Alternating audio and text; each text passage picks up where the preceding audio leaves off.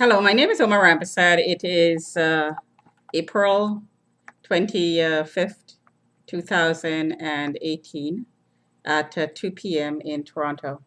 So I'm going to talk about the ongoing harassment I am experiencing in the building.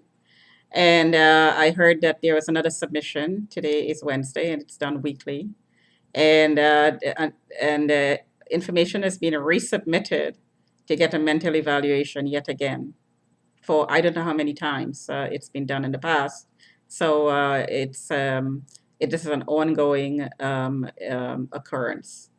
So I'm going to talk about what's going on currently in this building. So I heard that in the system, and it's absolute that I'm a prostitute, which I'm not, or used to be one, which I never was. And it's absolute that I'm mentally ill, which I'm not, and I never was. But there is information in the system, um, enough information to consider me to be both of these things because I have been flagged enough times. I have been registered in the system enough times by monitors who are signing me out of the system and lying, out and out lying. And this is a deliberate targeting agenda that was followed to make this happen, a conspiracy, a step by step conspiracy to make this happen. So, this is the way I heard I am being reflected in the system, portrayed in the system. And also, I heard that there was an order to remove. I heard that the workers or the residents and the workers or people in the management, maybe, I'm not sure, but there is an order to remove me from this building that was signed by a policeman or was gotten by a policeman. So the policeman then, if this is true, had to be working with the person who I have in court right now for sexual harassment, if this is true. So what is the validity of the information that was presented to the court to get this order signed? If the source of the information is compromised. Right now, he stands accused of sexual harassment, but he's a source. I heard that a source of information that this policeman, whoever he is, used to get the order to remove signed. So my question is, what is the conditions that have to be met to become a source of information? Who does these people have to be? Do they have to be drug addicts? Do they have to be pimps? Do they have to be workers in buildings, cleaners? Do they have to be people of good standing? What sort of rule is used to get to you to be used? Excuse me, to judge whether the source of information is a valid source to be used to back up a document or a claim in a court. So there is something wrong, obviously, with the system. There is something wrong with the way it's being done. No due process has been given, 15 years of flagging.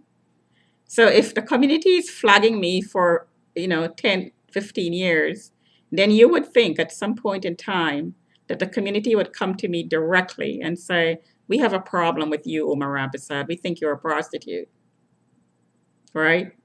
And I could defend myself and due process would be given in that way. You would think in 10 to 15 years of being flagged that this would happen. After being pulled out of my home based on this flagging, and no mental illness was found, and charged with a crime as a direct result of this flagging, and the charge was dismissed, and I almost died, and have all kinds of health related issues to this incident. Excuse me, health issues that's related to this incident directly, a fallout that I'm suffering right now. All these occurrences due to flagging, the unconstitutional process of flagging, because it is unconstitutional, and yet no due process. Something is wrong with the process of getting these things done, of getting me mentally committed. You can't bypass the system and have somebody mentally committed. The system of bypassing the system, the program that bypasses the system, it makes the declaration of mental incapacity invalid, because it will not stand up the test. It will not stand up to the test in court. It will be thrown out because it didn't go through the process, the right process, the legal process. So that's one point. The other point is, if I'm in the system, absolutely, now I heard it's absolute that I am a prostitute. According to the system, I'm being portrayed as a certain type of person in the system: criminal, used to be a prostitute, mentally ill, steal, stalk, loiters, and the list goes on and on. And the question has to be asked: how many things can one person be suspected of, accused of, when it's completely out of the person's character? But the suspicions are just the accusations and the suspicions are constantly coming by all kinds of people. But back to my main idea. So that this portrayal of me in the system as somebody criminal, and the removal that's already been signed, I heard, if true, these are all things that will justify the use of lasers and microwaves. We don't want you here. Look at this. You're a criminal person. You're this kind of person. You're that kind of person. We don't want you here. Get out. We're going to use lasers and microwaves. Because if we use the lasers and microwaves, you don't have a say in it, number one. Number two, if you talk about it, we already have you in the system as mentally ill. So who's going to believe you anyways? Because you're already in the system as mentally ill. So nobody's going to believe you. So we can use as many lasers as we like. This is how the system works. This is exactly what's going on here. I am being hit with lasers and microwaves in this building. I have been for 15 years. It's used for all kinds of things. It's used to incite anger, so I can verbalize, and it could be recorded and used for more evidence, something current always, so I could be constantly flagged. So it's used to constantly set you up, in other words. The same way the stalking is used to set you up, the same way the verbal harassment is used to set you up. In exactly the same way the lasers are being used to incite anger, to get something to record and have something current, so you can be currently flagged all the time, under suspicion all the time, surveilled anywhere you go all the time. So this is a cover, as I said. This is a cover for trafficking. All this is going on to cover what's really going on underneath all of this, which is trafficking. And I just need one piece of evidence to prove that. And that is, one of the monitors espoused me without telling me. No disclosure. And he passed me on around to his friends and family. That one piece of evidence alone proves that there's trafficking going on. And he bought it from somebody in the building. He bought the contract to surveil, which is a cover for trafficking, from somebody in the building. And I am suspecting that that person is the person I have in court right now. So this is what's really going on here. So just to recap my point, the source of information that's going to the police has to be questioned. Is the person a criminal? What is the motive to become a monitor in the first place? What is the motive for saying the things that's being said? Is it to traffic? Is it to compromise the person so someone else can take advantage of the person? What is the motive?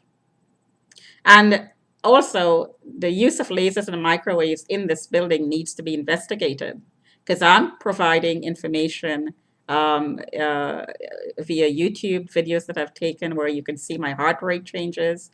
You can see my temperature changes. And you can actually hear sound interference in my video in a certain frequency, specific time intervals that points this evidence, this certain frequency of occurrence points to remote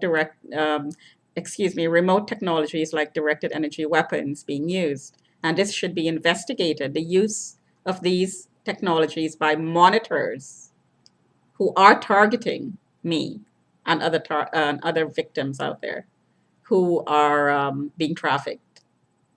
Just one sector of the people who is being affected this way, people who are being trafficked. There's all kinds of ways to traffic people. And technologies are allowing remote trafficking to be done. Remote hookups via access, using passwords, links. This is routinely done in the internet. This is an internet crime. Now, this could escalate into physical crimes. You set the person up to be raped.